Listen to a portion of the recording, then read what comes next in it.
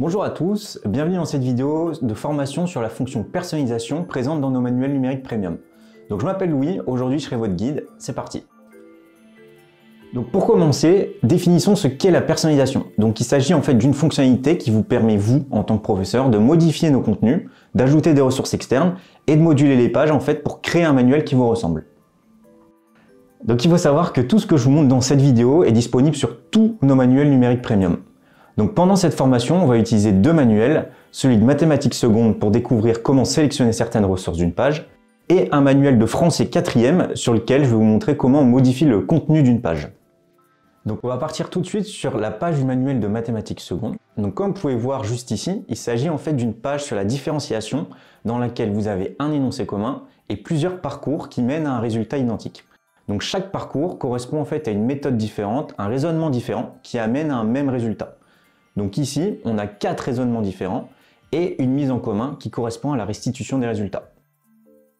Donc vous, en tant que professeur, vous souhaitez en fait séparer les parcours pour les partager à vos élèves.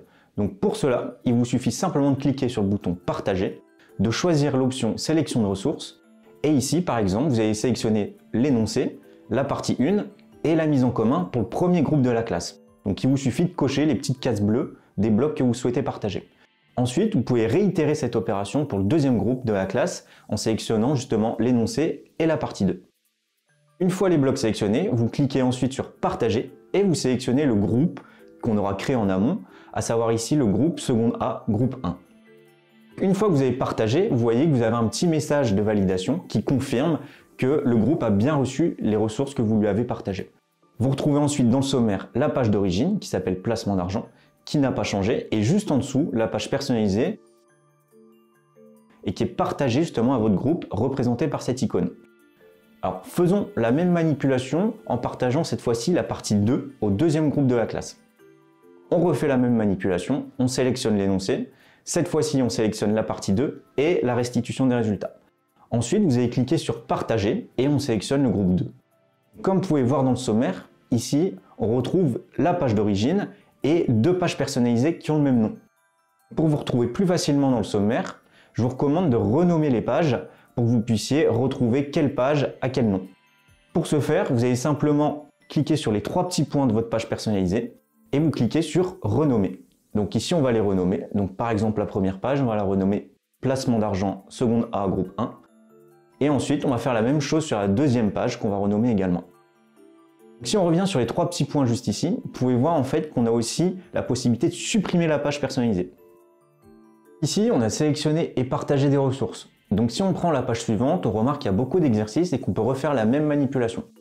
Le principe, c'est que vous n'avez pas forcément envie que les élèves aient accès à tous les exercices, que vous voulez donner qu'une partie des exercices, ou tout simplement parce que vous n'avez pas abordé tout le cours et donc vous souhaitez aborder certains exercices et pas d'autres. Maintenant, on va partir sur une page d'un manuel de français 4e qui traite de Victor Hugo, sur laquelle on va pouvoir modifier le contenu même des pages, comme si on était en fait sur un logiciel de traitement de texte. Donc cette page, elle comporte donc différents documents, du texte comme des images. Donc imaginons qu'on souhaite insister sur un paragraphe, on peut le mettre en gras, le souligner ou même changer de couleur. C'est un bon moyen de mettre en avant une partie du texte ou d'en supprimer une partie que vous ne voulez pas forcément. Vous pouvez également modifier le texte, ajouter des ressources par exemple aussi.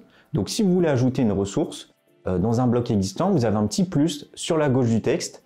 Vous voyez qu'on peut ajouter une image, une vidéo, une formule pour les matières scientifiques par exemple. Alors ici, on va ajouter une image, par exemple une de Victor Hugo, que j'ai préalablement téléchargée sur mon ordinateur ou ma tablette. Évidemment, vous pouvez l'agrandir ou rétrécir.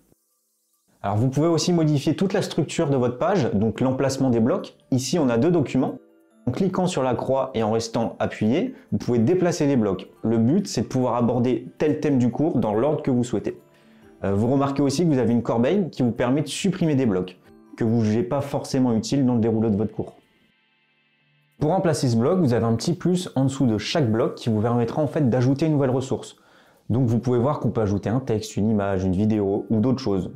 Alors, on va ajouter ici par exemple un poème de Victor Hugo qu'on a au préalable sélectionné. Donc on le copie-colle, on l'intègre à notre cours, ça vous permet justement d'ajouter un nouveau poème dans votre document, d'enrichir votre page et de présenter d'autres ressources aux élèves en fonction de vos envies ou du niveau des élèves.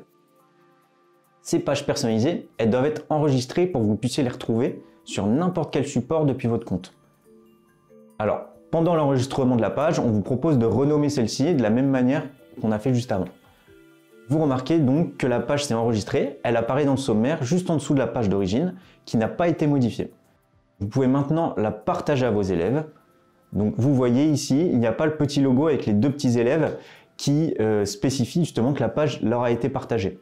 Donc on refait la même manipulation, on clique sur partager, on sélectionne le groupe qu'on a créé au préalable, à savoir ici la 4e A. Vous avez aussi la possibilité de partager via un lien. Vous remarquez ici que la page a été partagée à vos élèves grâce au logo des élèves dans le sommaire. Donc toutes ces modifications ou partage d'exercices se font dans l'objectif d'animer votre classe, donc de récupérer les exercices de vos élèves par exemple. Donc ça se fait via la création de groupe. Donc je vous invite à regarder nos autres vidéos sur les premiers pas sur les manuels numériques et sur la récupération d'exercices. Donc c'est tout pour aujourd'hui, je vous remercie d'avoir regardé cette vidéo et à bientôt sur livrescolaire.fr.